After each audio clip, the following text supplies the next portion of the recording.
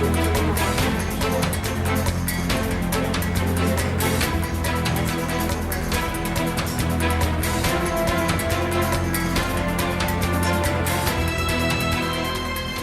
sommes un grand nombre de jeunes à nous poser des questions sur l'énergie et nous avons Jean-Luc Salanave pour répondre à nos questions. Bonjour Jean-Luc Salanave. Bonjour Kelly. Nous voici en plein débat public de la nouvelle programmation pluriannuelle de l'énergie de 2018, donc la PPE. Est-ce que vous pouvez nous faire un résumé de la PPE précédente et de la loi de la transition énergétique pour une croissance verte, la LTECV de 2015 ? Oui, alors avant de parler de la loi de 2015, il y a des indicateurs qui viennent justement d'être publiés par le ministère de l'Environnement, qui sont les indicateurs de ce qu'on appelle la SNBC, notre stratégie nationale bas carbone, et qui viennent d'être publiés en début d'année et qui sont mauvais. Le monde entier essaye aujourd'hui de réduire les consommations de charbon, de gaz et de pétrole. En France, leur consommation ne diminue pas depuis 4 ans. Et en plus, on s'aperçoit qu'en 2016 et 2017, nos émissions de CO2 augmentent. La Cour des comptes vient aussi, il y a quelques jours, le 18 avril, de publier un rapport sévère sur notre stratégie et notre politique énergétique qui confirme cet échec. Est-ce à cause de la loi de la transition énergétique de 2015 qu'on en est là, donc aussi bien au niveau du développement des panneaux photovoltaïques que de l'éolien et de la réduction du nucléaire à 50%? Et vous avez raison, il y a tout ça dans cette loi. Et à ma connaissance, le photovoltaïque, l'éolien, le nucléaire, ça produit que de l'électricité. Et ce qu'on reproche à cette loi, justement, c'est de s'être focalisé sur l'électricité. L'électricité, dans ce pays, n'est pas responsable de nos émissions de CO2. On a l'habitude de voir la France comme un pays tout nucléaire. C'est pas du tout un pays tout nucléaire. Le nucléaire représente à peu près 18% de notre énergie finale. Mais les énergies fossiles représentent 68%. On est donc un pays tout fossile et pas un pays tout nucléaire. 45% pour le pétrole, 20% pour le gaz, 3% pour le charbon. Donc on est dans un pays qui est largement consommateur de fossiles. Et cette loi, elle s'est focalisée sur l'électricité, qui est une toute petite partie du problème du CO2. Et donc, pour répondre à votre question, la loi, il faut la juger à ses effets. Si on regarde ce qui se passait dans les années 90, nos émissions de CO2 étaient en train de diminuer. Et depuis cette loi de 2015, elles sont en train d'augmenter. Donc, il y a un problème. Pourquoi est-ce que dans les années 90, on a pu observer une baisse des émissions de CO2, alors qu'il s'agit pourtant d'une période de croissance et bien avant le développement de l'éolien et des panneaux photovoltaïques? Tout simplement parce que dans les années 90, on était en plein dans ce programme électronucléaire français qui consistait à remplacer des moyens de production d'électricité basés sur le charbon par le nucléaire. Charbon carboné remplacé par le nucléaire décarboné. Aujourd'hui, qu'est-ce qu'on fait? On est en train de remplacer du nucléaire décarboné par de l'éolien et du photovoltaïque qui n'apportent rien, qui n'apportent pas de valeur ajoutée à notre lutte contre le CO2.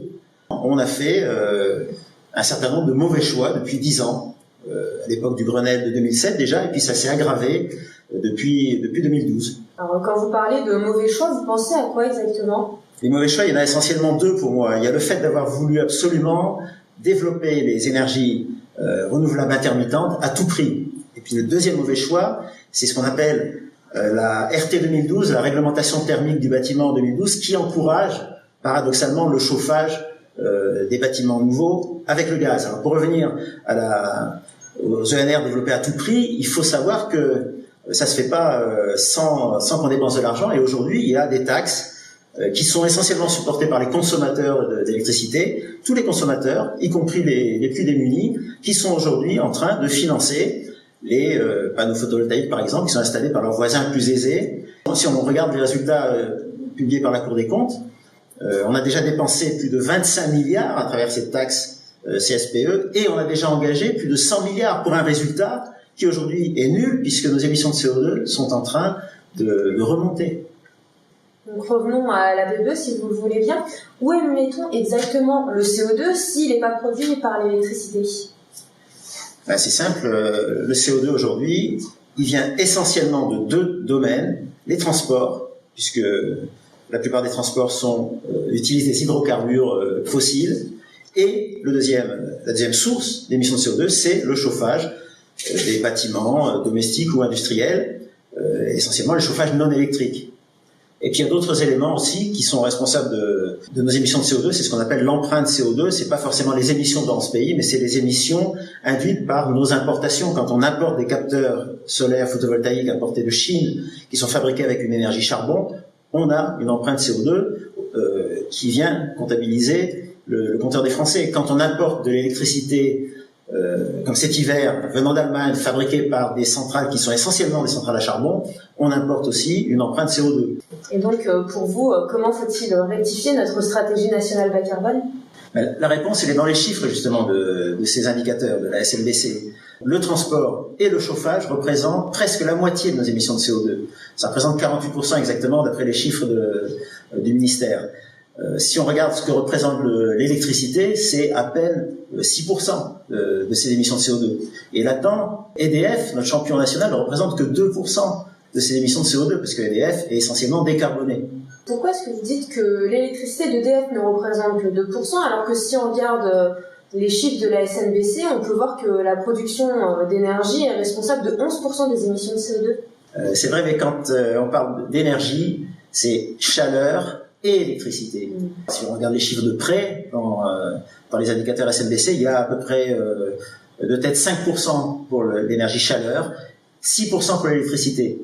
Et ce qu'il faut savoir, c'est que l'électricité, aujourd'hui, en France, il n'y a pas qu'EDF qui produit l'électricité. Il y a aussi un certain nombre d'acteurs comme Engie, qui produit avec du gaz essentiellement en France.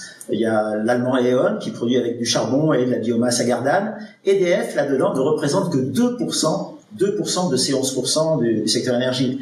Donc moi je dis EDF 2%, EDF c'est pas le cœur du problème de notre programmation pluriannuelle. Le développement de l'énergie nucléaire dans les années 80 a permis une baisse significative des émissions de CO2, alors qu'au final, si on regarde le développement des énergies renouvelables, aujourd'hui n'apporte rien dans notre lutte contre les émissions de CO2, tout du moins en France.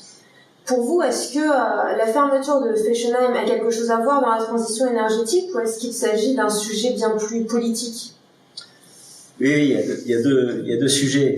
Donc effectivement, vous avez raison de préciser que les énergies renouvelables, comme le solaire, l'éolien, c'est pas les solutions en France. Vous avez bien dit en France, et c'est exactement le problème, en tout cas de notre pays, parce que les milliards qu'on dépense aujourd'hui à travers nos taxes comme la CSPE seraient bien mieux utilisés si on les reversait à nos amis du Burkina, du Niger ou du Sénégal, où là, le solaire photovoltaïque, c'est la solution pour les villages qui sont isolés des réseaux.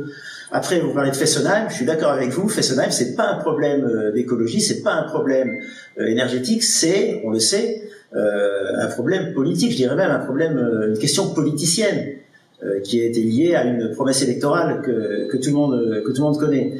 Le message que je veux faire passer, c'est qu'il faut pas mettre EDF et l'électricité au centre du discours. EDF, on vient de dire, c'est moins de 3% de nos émissions de CO2.